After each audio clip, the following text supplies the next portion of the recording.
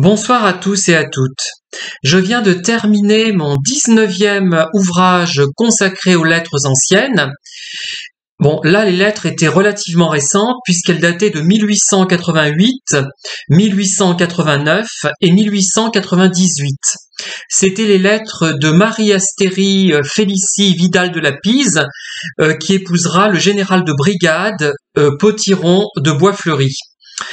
Alors, déjà, les lettres étaient fort intéressantes et elles donnaient vraiment une impression de la vie dans une famille noble des années 1880 et 90, une famille noble non titrée, donc qui porte le titre d'écuyer, mais quand même légitimiste apparemment, si on en croit l'attrait pour le comte et la comtesse de Chambord qu'elle manifeste les jeunes femmes dans les lettres.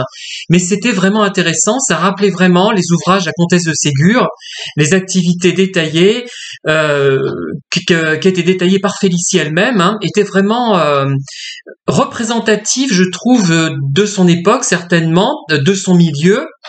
Et c'est vraiment un livre intéressant. Cependant, j'ai eu un mal fou à le rédiger parce que je me sens obligé de me référer aux ancêtres de la personne, à sa fratrie, aux parents, au mari. Effectivement, le mari, c'était un général de brigade, donc j'ai trouvé des informations sur la base Léonore de la Légion d'honneur, mais cette base est quand même bien incomplète puisque on ne sait pas quand il est devenu général de brigade. Il n'y a pas d'informations à ce niveau-là. On sait seulement qu'il a été chevalier vers 1915 et commandeur de la Légion d'honneur en 1920. Voilà.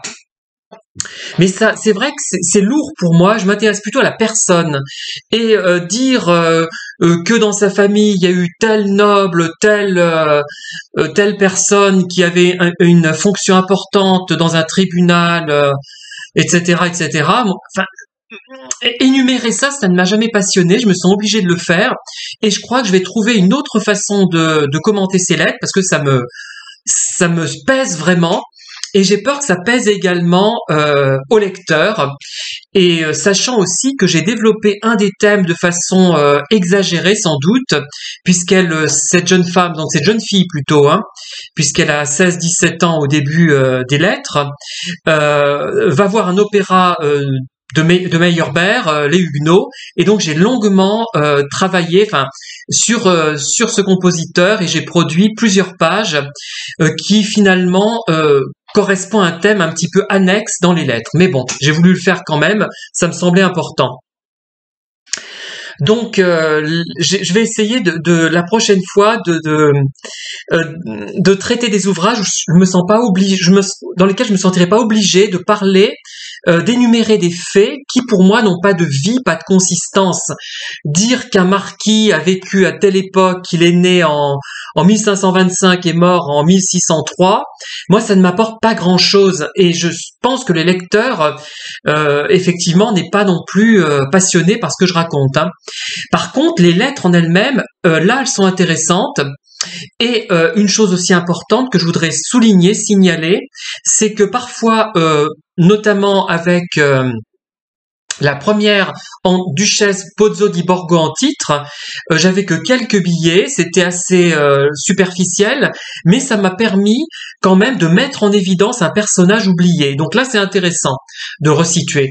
Mais dans le cas de Madame Potiron de Boisfleury, je dois dire que traiter de ses ancêtres, ça m'a pas passionné et j'ai fait en sorte de synthétiser cette partie quand même. Alors maintenant, je vais faire, je pense, 2 ouvrages simultanément, ou peut-être même 3, parce que le temps presse. J'ai 55 ans, je ne suis pas éternel, malgré une bonne analyse sanguine là que je viens de recevoir, mais bon, ça ne fait pas tout, les bonnes analyses. Et je vais traiter donc l'octroi de tiers à partir du début du 19e siècle, parce que je n'ai pas pour l'instant d'informations antérieures. Donc là, je continue à photographier les archives, des archives municipales. Et une fois que j'aurai élaboré un ouvrage sur l'octroi de tiers au 19e siècle et au 20e siècle, avec les éléments que j'ai, peut-être que je remonterai un peu plus haut, mais je vais me limiter à ça, parce que déjà c'est copieux, il y a des milliers et milliers de photos que j'ai faites, qu'il faut que j'analyse, j'ai commencé d'ailleurs, voilà.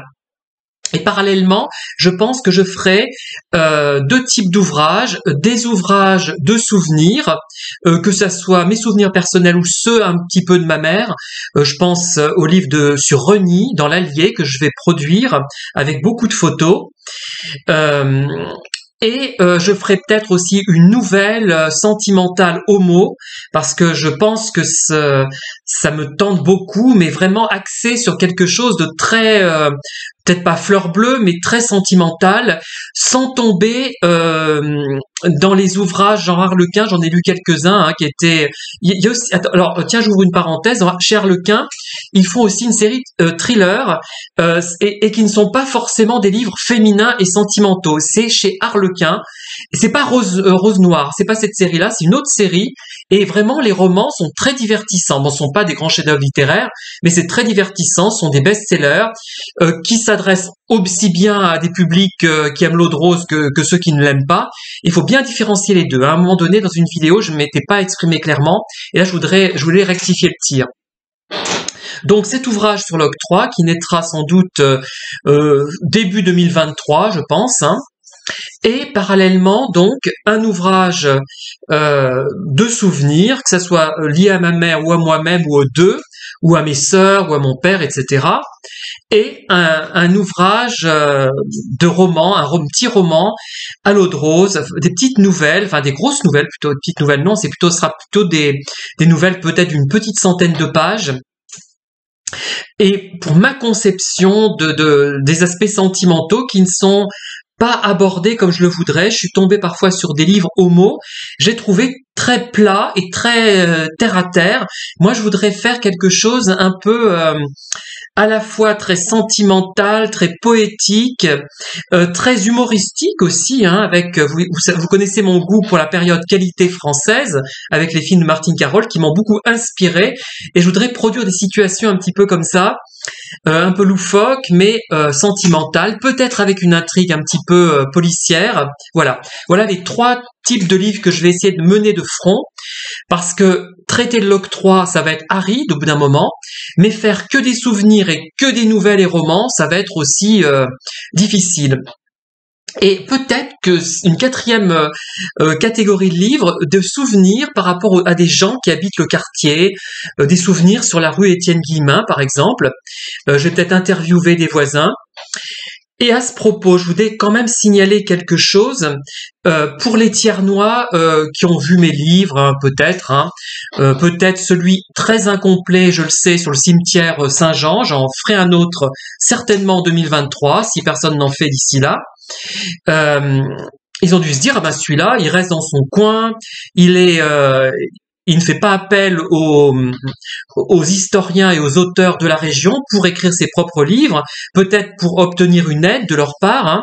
Alors, si je le fais pas, c'est parce que vous savez, que je préfère faire quelque chose de moins bon, mais qui me soit personnel, parce que si j'écrivais un livre en collaboration, je serais mangé par le collaborateur en question et mon livre ne me ressemblerait plus, ce ne serait plus moi. C'est pour ça en fait, uniquement pour ça. Par contre, il y a une chose importante que je tiens à signaler, c'est que je me réfère aux auteurs historiens de la région. Quand je tombe sur des textes, quand je tombe sur des vidéos qui amènent de l'eau à mon moulin, je les utilise en citant mes sources, bien évidemment. Donc là, parce que là, l'auteur est laissé un peu éloigné, il va pas me phagocyter, parce que moi, je n'oserais pas dire non. Vous voyez comment je suis, c'est ça en fait, c'est pas que je méprise les gens, c'est que je peux pas dire non, c'est parce que les codes de beaucoup de gens me pèsent. Moi, j'ai du mal à accepter tous ces codes. C'est pour ça que vous me voyez, quand vous me voyez toujours solitaire dans les rues de Thiers, c'est pas par plaisir, mais c'est parce que je n'ai pas les mêmes codes que tout le monde et j'ai du mal à communiquer réellement avec beaucoup de gens. Voilà. Et c'est ça, c'est les codes qui me bloquent. Par exemple, si je rencontre quelqu'un, on va voir dans un café, il y aura... Bon, là, on peut demander un café, mais il y a toujours ce côté alcool chez beaucoup de gens. Alors, faut répéter sans arrêt, je ne bois pas d'alcool. Les poignées de main, je n'aime plus les poignées de main, c'est plus mon truc. Moi, je suis dans un autre monde, un autre univers, et j'ai vraiment besoin maintenant, à 55 ans, d'être vraiment pleinement accepté comme je suis. Et ne plus... je veux faire plein de concessions, mais pas mais pas celles qui sont non plus des concessions, mais des sacrifices. Pour moi, ce sont de gros sacrifices. Et je n'ai plus envie de faire de sacrifices. Voilà pourquoi je parais distant et ou je peux vous parler, peut-être que je parais pas distant, mais pourquoi je peux le paraître. Et c'est vraiment une manière de me préserver d'un phagocytage. Si j'écris un livre, ce livre, je veux qu'il soit personnel, même s'il est moins bien. Le risque aussi de subir des codes et encore d'obligé de sacrifier toutes mes valeurs et toute ma personnalité. Je peux plus le faire, ça je l'ai fait trop longtemps, je me suis sacrifié pendant des années, je m'en suis rendu compte, pour essayer de m'adapter à l'environnement. C'était un gros sacrifice, hein, parce que j'étais toujours en CDD, et si j'aurais été en CDI très vite, peut-être que je me serais un peu moins laissé faire, et j'acceptais le mode de vie, de pensée des autres au travail. Bon, il se trouve que j'avais des collègues qui étaient plutôt intéressants dans l'ensemble, hein, heureusement, mais par moments, j'en avais un peu marre de m'adapter aux autres. Bon, les autres s'adaptent peut-être à moi maintenant, hein, mais je m'en rendais peut-être pas autant compte, hein, voilà. Et par contre, je vais peut-être commencer par interroger mes voisins sur l'avenue Étienne Guillemin, sur ceux que je connais, et ceux que je ne connais pas, ben peut-être que j'essaierai d'aller les voir s'ils sont disponibles, retraités, ou voilà. Et ça sera donc ma 4e catégorie peut-être de livres, si j'ai le temps de mener tout ça de front. Mais vous savez que j'en écris beaucoup, j'essaie d'en faire une dizaine par an, enfin pour les petits projets, hein, évidemment, parce que le projet sur l'octroi, c'est l'équivalent de 4 petits volumes, hein, à peu près, je veux dire. Je sais pas combien de temps ça va me prendre, voilà. Voilà ce que je voulais dire. Donc, que dire d'autre? Bon, après, j'ai tous les livres de souvenirs sur la mer, les vacances à la mer. Alors, vous allez me dire, mais qu'est-ce qu'on en a à faire de ces souvenirs? Je pense que, alors, si vous lisez mes livres de souvenirs, vous serez, je pense, assez surpris. C'est-à-dire qu'il y a des éléments qui sont effectivement factuels, qui ressemblent à ceux que peuvent produire d'autres auteurs plus conventionnels dans l'écriture, moins atypiques de personnalité, hein. Mais vous serez quand même surpris parce qu'il y a l'aspect basique du souvenir, hein, que je décris, mais je vais plus loin, je pense, hein. Ceux qui m'ont lu, soit ils vont apprécier. Donc là, j'ai eu récemment un coup de fil d'une personne qui apprécie beaucoup ce que j'écris et qui arrive à mettre des marques pour dire tiens ça me fait penser à ça, un souvenir personnel, tiens ça c'est intéressant, etc. Elle épluche littéralement mes livres de souvenirs. D'autres par contre je pense ça ne passe pas. J'ai remarqué qu'avec d'autres gens ça ne passait pas du tout parce que je vais détailler des choses qui pour d'autres, pour beaucoup de gens, sont insignifiantes, sont du moins pas signifiantes. La poussière que je peux décrire, un mur, un papier peint, un objet que je vais détailler, une marche usée par les ans. Et à ce propos, c'est beaucoup plus que simplement la maison a une âme, hein, c'est beaucoup plus que ça. C'est ce que je tente d'atteindre, en fait, c'est ça le problème. C'est quelque chose de stratosphérique, je dirais presque. C'est presque mission impossible ce que j'essaie de faire. C'est de traduire des impressions dans toute leur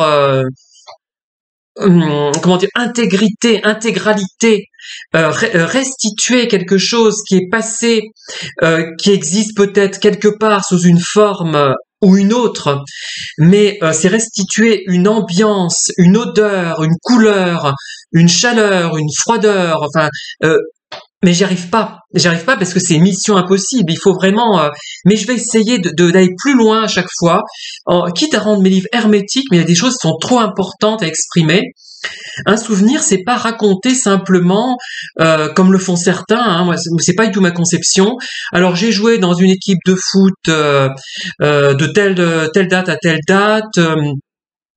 Là, on avait joué contre l'équipe de machin, on avait bien mangé après, etc. C'est pas, enfin, ça va pas assez loin pour moi ça. Alors, je peux être amené à raconter des choses comme ça si je n'ai pas plus de souvenirs. C'est-à-dire que je peux raconter un repas. Mais ce qui est intéressant, c'est par exemple de détailler une fourchette, à quoi elle ressemblait, comment je l'ai posée sur la nappe, et si je me souviens de la nappe, de quelle couleur elle était, l'impression que j'avais quand j'étais dans telle pièce face à la télévision, face à un programme, etc. Il faut aller très très loin et je suis pas encore allé assez loin dans l'analyse de tout ça. Et moi, c'est pas, vous ne tomberez pas avec moi sur un livre divertissant ou rarement. Ceux qui ont été faits jusqu'à présent peuvent l'être encore relativement, mais ceux qui vont venir, je veux vraiment aller au fond des choses, au fond de la vie, au fond du souvenir, au fond de l'avenir, au fond de tout. Je voudrais vraiment être dans l'expression totale et au bout d'un moment, je vais peut-être me rendre compte que ce n'est pas possible et qu'il faudra que je me mette à la peinture ou quelque chose comme ça, la peinture abstraite, à la peinture pas concrète, hein, pour vraiment aller vraiment au cœur des choses, enfin aussi loin que je peux aller, aussi loin de traduire du moins mon ressenti de façon la plus détaillée et précise possible. Voilà.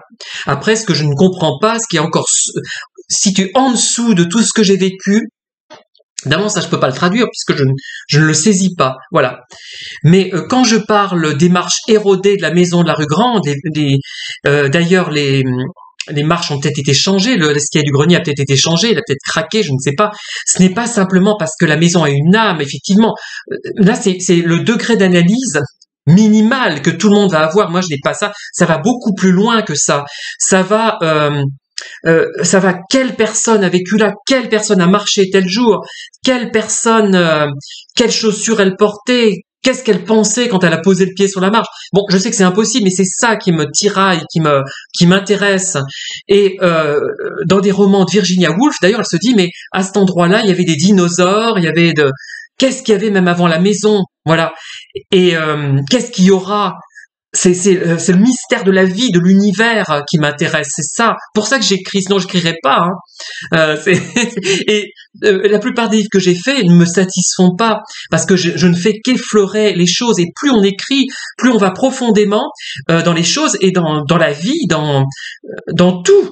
Mais on ne peut pas tellement le traduire. C'est-à-dire que il faut parler de ça à quelqu'un qui écrit depuis longtemps aussi, qui écrit non pas pour être vendu, pas pour écrire des romans à l'eau de rose, conventionnels, conformistes, mais qui écrit vraiment pour des raisons autres. Voilà.